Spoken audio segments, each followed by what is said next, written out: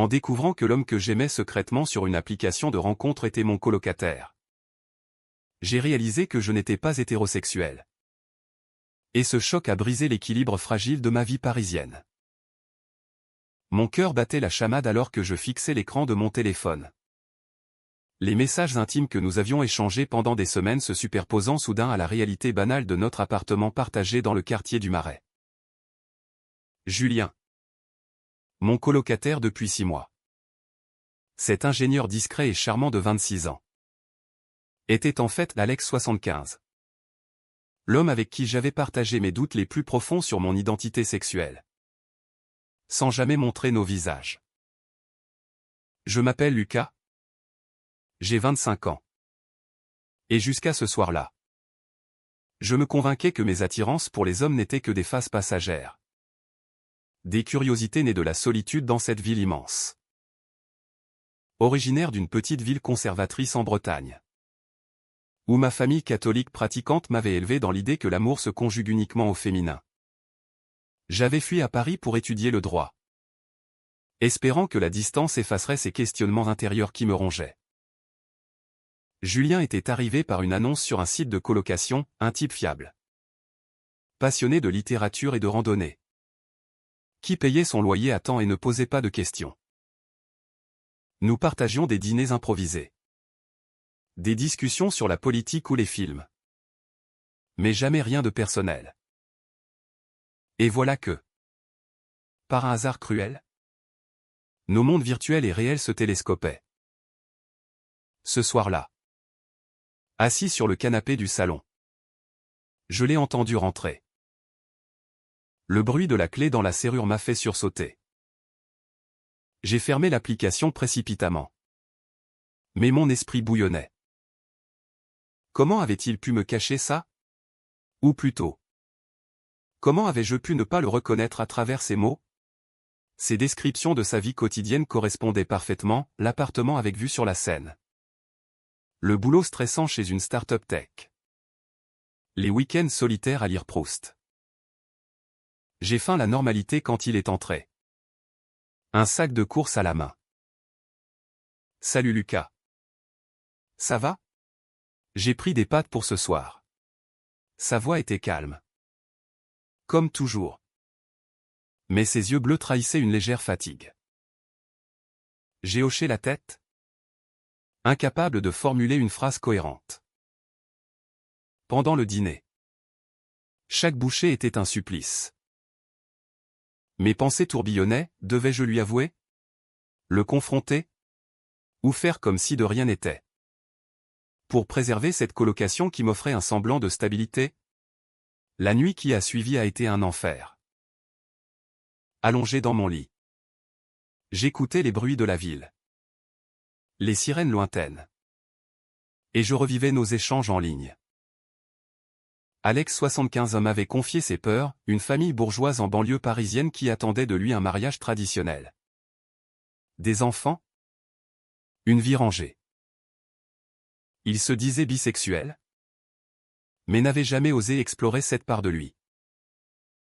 Moi, sous le pseudo Breton curieux, je lui avais parlé de mes doutes, de la pression paternelle pour que je trouve une bonne fille et fonde une famille. Nous nous étions mutuellement encouragés à être authentiques, sans savoir que nous vivions sous le même toit. Le lendemain matin, je l'ai évité, prétextant un cours tôt à la fac. Mais en marchant vers l'université, le poids de ce secret m'écrasait. Paris, avec ses rues animées et ses couples mixtes, me semblait soudain hostile. Et si Julien découvrait mon profil? Et si cela ruinait tout? Les jours suivants ont été une torture psychologique. Je l'observais à la dérobée, ses gestes précis quand il préparait le café. Son rire franc devant une série Netflix. Chaque interaction banale ravivait le feu de mes sentiments. J'avais commencé à chatter avec Alex 75 par ennui. Mais ces messages avaient éveillé en moi une connexion profonde. Une compréhension mutuelle que je n'avais jamais connue avec quiconque. Pourtant, l'idée de lui avouer me terrifiait. Ma famille, déjà distante depuis mon déménagement, me harcelait de questions sur ma vie sentimentale. Mon père, un artisan fier de ses valeurs traditionnelles, m'avait récemment appelé « Lucas, il est temps de penser à l'avenir. Ta mère et moi, on espère te voir avec une copine stable. » Ces mots résonnaient comme une sentence. Comment leur expliquer que j'aimais un homme? Que cet homme était mon colocataire? Un soir, n'y tenant plus, j'ai décidé de tester les eaux. Nous étions attablés devant un verre de vin, discutant de tout et de rien. Julien, tu as déjà utilisé des apps de rencontre, ai-je lancé, feignant la nonchalance. Il a rougi légèrement, baissant les yeux. Ouais. Parfois. C'est pratique pour rencontrer des gens sans pression. Mon cœur s'est serré. Était-ce une ouverture? Ou un piège? J'ai poussé plus loin, et tu as déjà eu des surprises. Il a ri nerveusement. Une fois, j'ai matché avec quelqu'un qui habitait le même quartier. C'était bizarre. J'ai failli tout déballer. Mais la peur m'a retenu. Au lieu de ça, j'ai changé de sujet. Cette conversation inachevée a amplifié mes tourments intérieurs. Chaque jour, je me débattais entre l'envie de vérité et la terreur des conséquences, perdre mon coloc, affronter le rejet familial, braver les jugements sociaux dans une France où, malgré les progrès, l'homophobie persistait dans certains cercles. Bientôt, la tension est devenue palpable. Julien semblait distant, comme s'il pressentait quelque chose. Un après-midi, en rentrant plus tôt, je l'ai surpris sur son téléphone, l'écran affichant l'application. Mon estomac s'est noué. Avait-il vu mon profil? J'ai claqué la porte pour annoncer ma présence.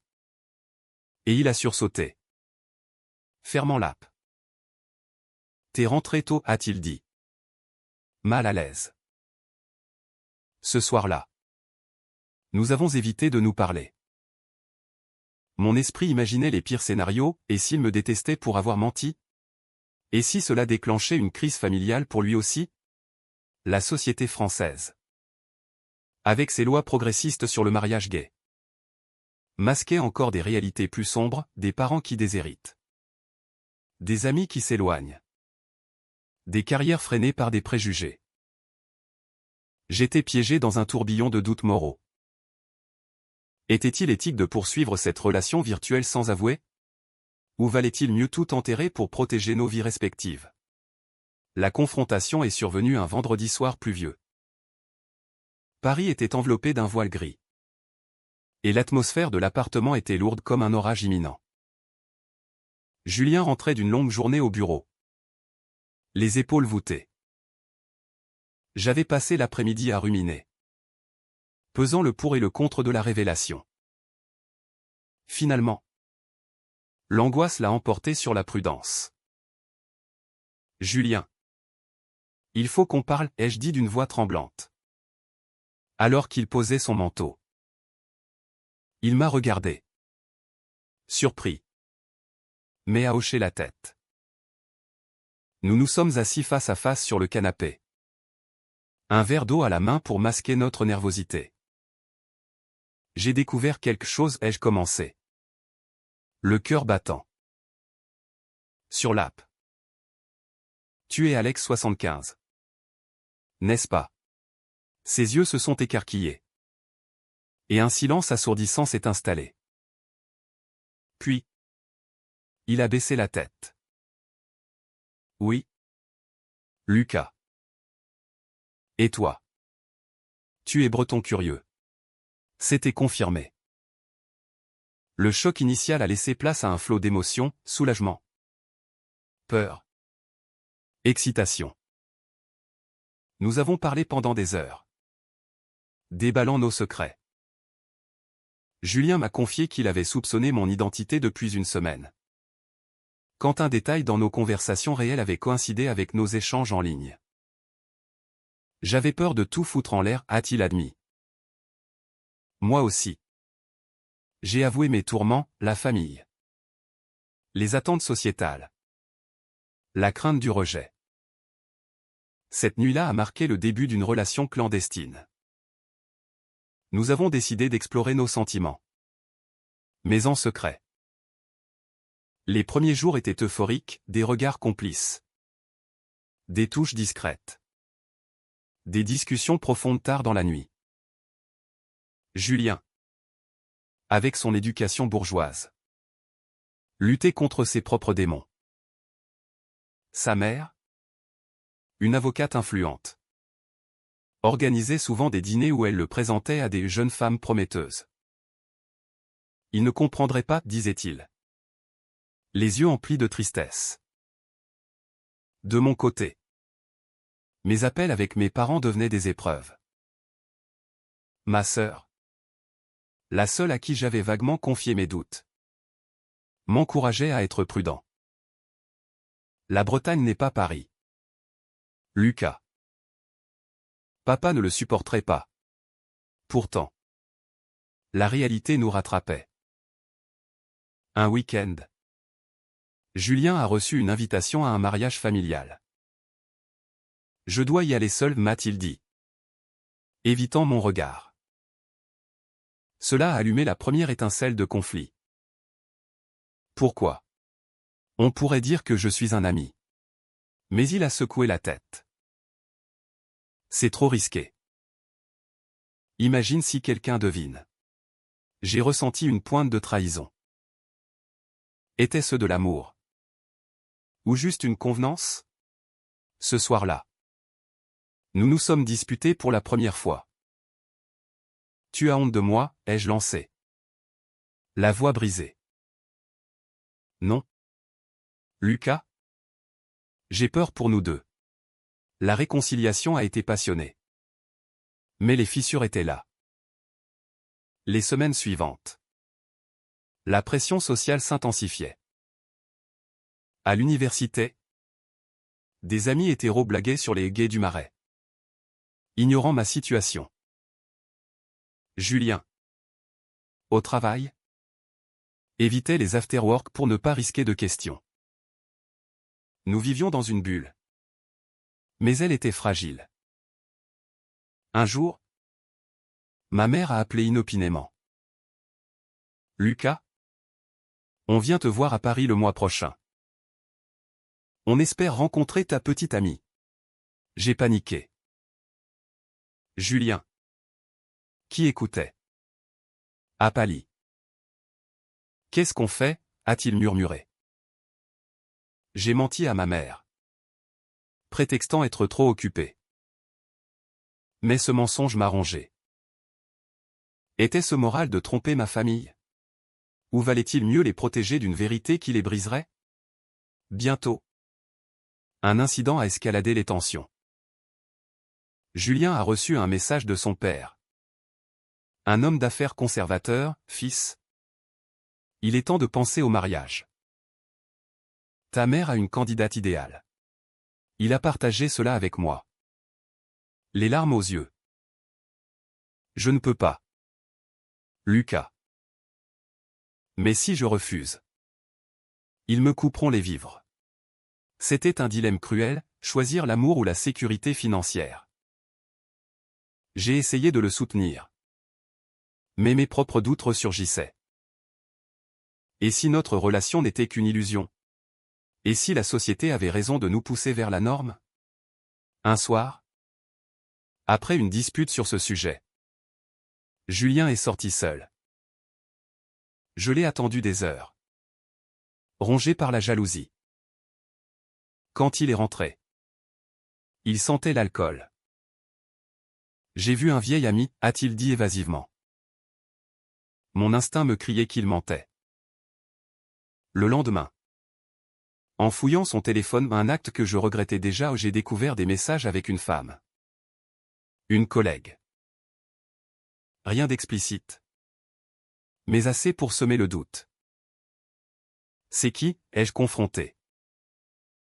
Il a avoué, juste une amie. Mais mes parents la connaissent. C'était une couverture. La trahison m'a frappé comme un coup de poignard. Nous nous sommes engueulés violemment. Tu me sacrifies pour eux, ai-je hurlé. Et toi? Tu exiges trop, a-t-il rétorqué. Cette nuit-là, j'ai dormi sur le canapé, le cœur en miettes. Les jours suivants étaient un calvaire. Nous cohabitions en silence, évitant les contacts. Mes études en souffraient, je séchais les cours, perdu dans mes pensées. Julien semblait tout aussi brisé. Un après-midi, il m'a approché. Lucas? On ne peut pas continuer comme ça. Nous avons discuté calmement, pesant nos options. Mais la peur l'emportait. Peut-être qu'on devrait arrêter, a-t-il suggéré. La voix tremblante. J'ai acquiescé. Dévasté. Était-ce la bonne décision? Ou une lâcheté face aux pressions extérieures? La rupture n'a pas tenu longtemps. Quelques jours après notre décision, un incident familial a tout bouleversé. Mon père m'a appelé, annonçant leur visite surprise à Paris. On arrive demain. Fiston. Ta mère veut voir ton appartement. Paniqué. J'ai confié cela à Julien. Qui, malgré notre distance, m'a proposé de l'aide. Dis-leur que je suis en voyage d'affaires. Mais l'idée de mentir encore m'étouffait. Cette nuit-là, nous avons veillé ensemble. Et la proximité a ravivé les flammes. Je t'aime? Lucas, a-t-il murmuré. Nous avons cédé, reprenant notre relation avec une intensité accrue. Mais conscient des risques. La visite de mes parents a été un test d'endurance. Ils sont arrivés chargés de cadeaux bretons. Scrutant l'appartement. Où est Julien? A demandé ma mère. En déplacement, ai-je menti. Pendant le dîner, ils ont abordé le sujet tabou. Lucas? À ton âge, il faut penser à se caser. Regarde ton cousin. Marié avec 2 enfants. J'ai hoché la tête, ravalant mes larmes. Julien, rentré discrètement, s'est caché dans sa chambre. Après leur départ, j'ai craqué. Je ne peux plus vivre comme ça. Il m'a serré dans ses bras. Mais ses propres conflits ressurgissaient. Bientôt, sa famille a organisé un week-end en Normandie. Je dois y aller, m'a-t-il dit. Avec elle, ai-je demandé. Pensant à la collègue. Il a nié. Mais le doute persistait. Pendant son absence, j'ai ruminé, imaginant le pire. À son retour, il était distant. Qu'est-ce qui s'est passé? Ai-je insisté. Il a avoué, mes parents m'ont présenté quelqu'un. J'ai dit oui pour un dîner. C'était une trahison flagrante. Furieux, j'ai claqué la porte. Errant dans les rues de Paris sous la pluie. Était-ce de l'amour? Ou une commodité? Rentré tard. Je l'ai trouvé en pleurs. Je l'ai fait pour nous protéger, a-t-il expliqué. Mais le mal était fait. Les conflits s'enchaînaient. À l'université, un ami a fait une remarque homophobe lors d'un débat sur les droits LGBT. C'est contre nature, a-t-il dit. J'ai défendu la cause. Mais sans me révéler. Cela m'a confronté à mes propres hypocrisies. Julien. De son côté, Subissait des pressions professionnelles, un collègue conservateur avait vu l'app sur son téléphone. Fais gaffe. Mec, l'avait-il averti. Ces incidents amplifiaient nos tourments intérieurs. Nous débattions des nuits entières, valait-il mieux tout avouer et risquer l'exclusion? Ou persister dans le mensonge? Un tournant est survenu quand ma sœur est venue à Paris. Elle avait deviné. Lucas? Tu es gay. N'est-ce pas? Et Julien? J'ai tout avoué. En larmes. Elle m'a soutenu, la famille s'adaptera. Encouragé. J'ai poussé Julien à faire de même. Mais il a reculé. Pas maintenant. Cela a creusé un fossé. Un soir, lors d'une fête chez des amis communs, un malentendu a éclaté. Quelqu'un a vu nos regards complices et a lancé une blague. Julien a nié avec véhémence, non. On est juste colocs. Blessé. J'ai quitté la soirée. À la maison. La dispute a dégénéré. Tu as honte, ai-je crié. Et toi? Tu es naïf, a-t-il répliqué. Dans la colère. Il a révélé un secret, il avait vu la collègue plusieurs fois. Pour maintenir les apparences. C'était platonique, a-t-il juré. Mais la confiance était brisée. J'ai envisagé de partir. Cherchant un nouveau logement. J'ai réalisé le prix à payer, solitude. Instabilité. Julien. Paniqué. A tenté de me retenir. Ne me quitte pas. Nous avons négocié une trêve. Mais les dommages étaient profonds. Les mots teints nous hantaient, était-il juste de sacrifier notre bonheur pour des normes sociétales? Ou devions-nous lutter? Au risque de tout perdre?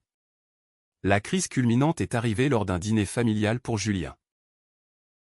Ses parents l'avaient invité avec la candidate idéale. Une jeune femme de bonne famille.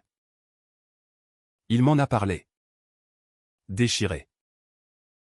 Je n'irai pas, a-t-il décidé finalement. Mais sa mère a insisté. Venant même à Paris. Elle a débarqué à l'appartement sans prévenir. Julien. Qui est ce jeune homme, a-t-elle demandé en me voyant. Mon coloc. Lucas. Son regard suspicieux a semé le doute. Plus tard. Elle l'a confronté seule. Je sais pour l'app. C'est une phase. Mon fils. Pense à ton avenir. Julien a craqué. Lui avouant tout. La réaction fut violente, larmes. Accusation de déshonneur familial.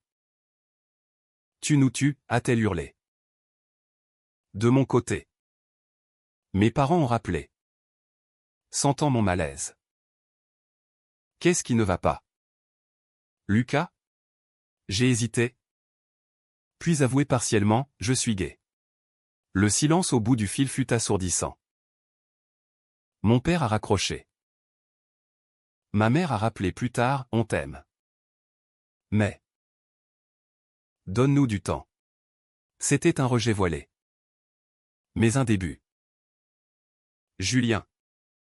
Après cette confrontation. Est rentré effondré. Il me coupe les vivres.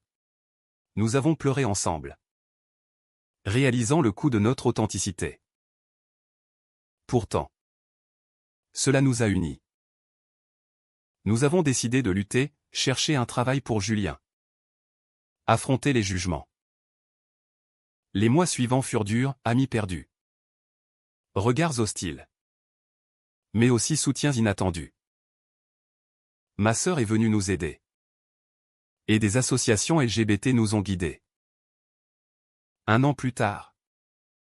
Notre relation s'était solidifiée. Mais marquée par les cicatrices. Julien avait trouvé un nouveau job. Et mes parents. Après des discussions tendues. Commençaient à accepter. Pourtant, les doutes persistaient, avions-nous fait le bon choix? La société évoluait. Mais lentement. Était-il juste de prioriser l'amour personnel au détriment des liens familiaux traditionnels?